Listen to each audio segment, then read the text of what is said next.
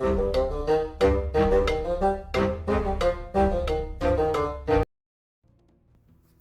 and welcome to the Critically Clueless. I'm a monk, and today we are in Age of Wonders 4. We are doing another beginner's guide for our civilizations, for our factions, and today's faction that we're going to be doing, we're going to be using a very special culture trait called Choosen Destroyers. Very excited to show you this build. It's absolutely completely overpowered. It does take some work to get. Fair warning, you have to unlock this within your pantheon, meaning you're going to have to get up in levels first. But I'm going to show you exactly why it is worth unlocking and possibly focusing to make that your first big unlock. And just a heads up, this is an evil build, and for this one we've chosen the Goblins, and our first trait is going to be our body trait. And I think there's some really good options here. Hearty is always a great option because this gives you a plus 10 on hit points. More hit points equal more sturdier units. Strong is also a very good option because that increases the physical damage of melee and ranged attacks by 10%. But we're going to go with good old tough. This is an all-rounder and gives us a flat +2 defense. Now, I love all of the mounted builds, and I have had people ask, you know, why aren't you picking them more often? There are some fabulous builds here. All of them are very, very good. I think the Nightmare mounts, although they look the best, they're probably the worst out of the 4 choices.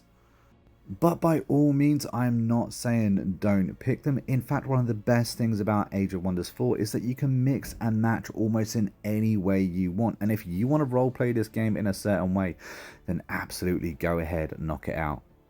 The aim of these videos is more to give you a rough idea and a guide as to what works well with what. Now, like I said, we are going to be picking tough because this gives us that +2 on defense. I think that's very universal. It doesn't matter whether you're actually physically taking part in those battles or just simulating them, it's going to work. Next up, we have our mind trait. Now, adaptable is one of my favorite because that gives us the extra 30% experience for our troops. You've also got arcane focus, which I think is a great one for the extra 15% damage output. Defensive tactics is another great one because of the +1 in defense and resistance. But we're going to go with overwhelmed tactics for the +20% in critical chance when standing next to a friendly unit. Next up, we have got our culture trait, and I feel like we're going to go with industrious on this one. They have some really, really good perks and buildings that I like with it, so we're gonna give it a go. With this, we do have particular structures that give us extra production income, which I really like. It means we're going to be able to plow through all of the buildings that we need to plow through. Especially as our next trait means we can only have one city. We want our main city to be the grandest you could imagine. I also quite like the scout prospecting ability that you gain with this as well. It's a really good way to gain just that extra little bit production or gold. Now, as I said before, this is all about the Chosen Destroyers. Now, this is a very overpowered culture trait. However, it does come with some negatives. Number one, you have to unlock this in order to use it. And it does take quite a bit. It's almost at the end of your pantheon tree, so it's going to take some work to actually unlock them. Now, Chosen Destroyers is naturally an evil perk, and the reason that is because it wants you to destroy cities. In fact, the more cities you destroy, the better, because destroying any single one city will give you a +40 in gold, a +20 in mana, and a +40 in knowledge income.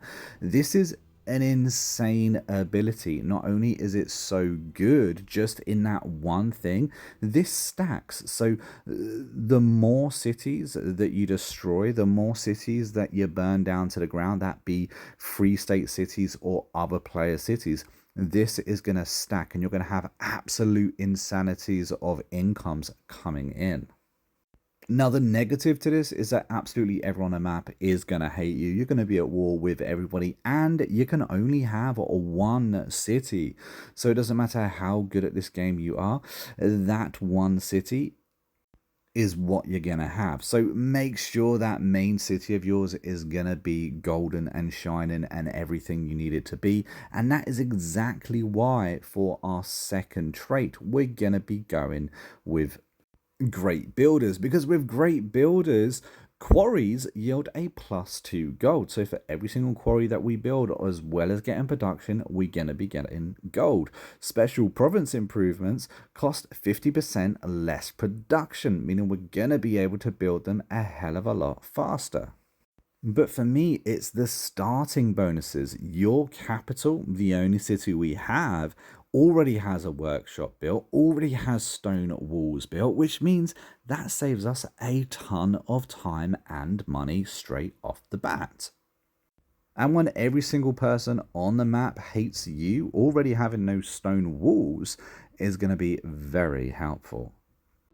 Now, when it comes to your tomes and what you want to pick, honestly, go wherever you want. General rule of thumb, going down 2 paths is really good. You're going to be able to max out most of the perks you're going to be able to get.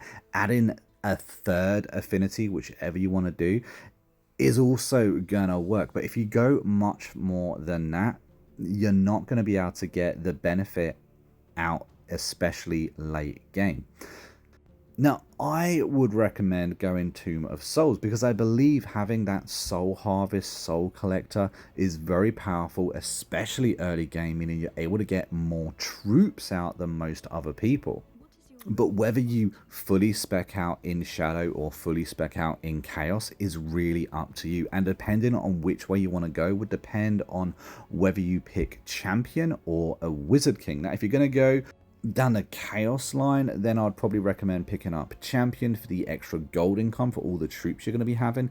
But if you're going to go down the Shadow line, then I would perhaps pick Wizard King, because you're going to be getting that extra mana income, and of course a lot of your troops are going to be running on that mana, because magical troops cost mana instead of gold.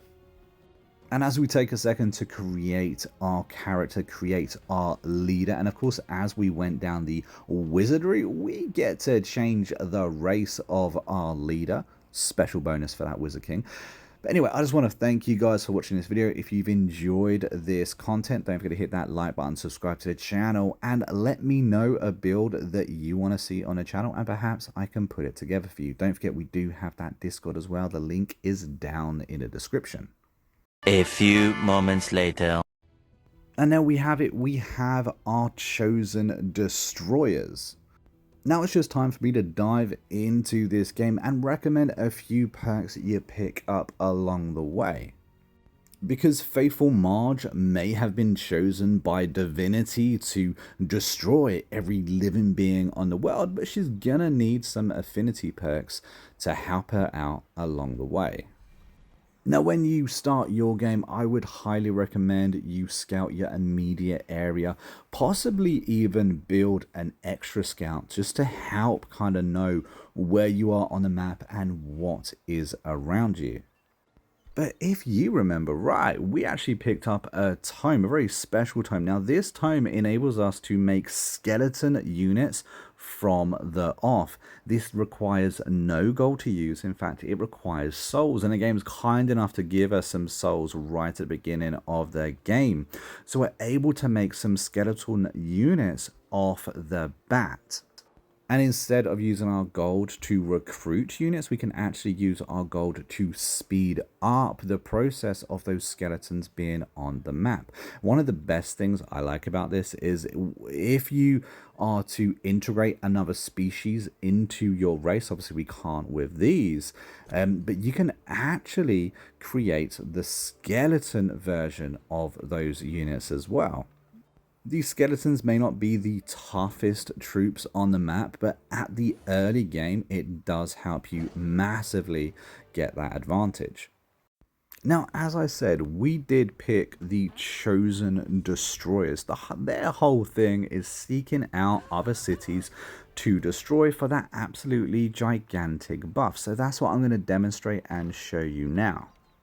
Now, we've already destroyed this city, destroyed their defense, and as you can see, these are the absolutely mad buffs that we get for raising this city to the ground. We get the extra knowledge, the extra mana, and the extra gold as well.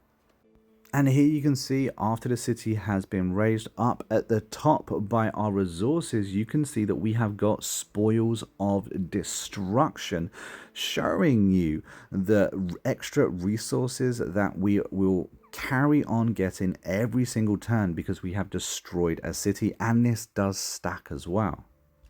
Now, when it comes to your chosen affinities, feel free to dive deeper into any one you want. Materium is especially useful, though, for getting you extra gold and extra resources. In fact, if you go all the way down to warsmithing, which does take a few turns to get to, but our mines generate an extra 10 drafts. So the more mines we make, the quicker we're going to be able to pump out those troops later. Another great one to pick up is Specialist Districts. This gives us extra gold. And then with Master Masons, our city structures cost 20% less gold. But of course, the one we're really after is Right of Wealth. This instantly gets us 2,000 gold. And I honestly try to pick this up almost any playthrough that I use because gold is useful for so many things. Whether it is troops or buildings, I never have too much of it.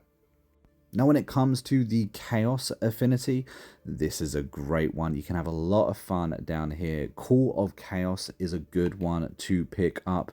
Impressment is another good one to pick up, especially if you're going loads on the level 1 troops.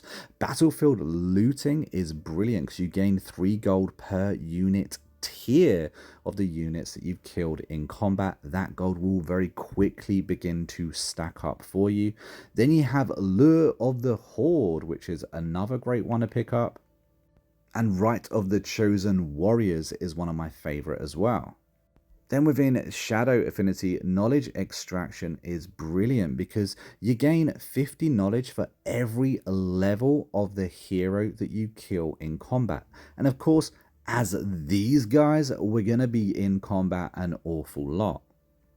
And if you manage to climb the tree a little bit, Stolen Power is absolutely huge, especially given what already happens for you and your faction. You gain 200 knowledge and 200 mana for conquesting any city. And of course, that's something that you're going to be trying to do an awful lot as these guys anyway.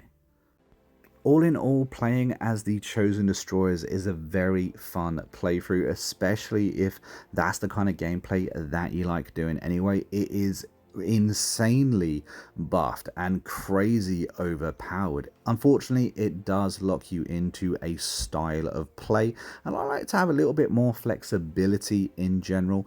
That being said, I honestly think that the Chosen Destroyers is the most powerful faction build in the game. If you end up using this build though, let me know down in the comments if there's anything that you would change. Again, let me know. But until next time guys, I've been a monk who's been a Critically Clueless, and I will see you in the next video real soon. Until then, take it easy and happy gaming.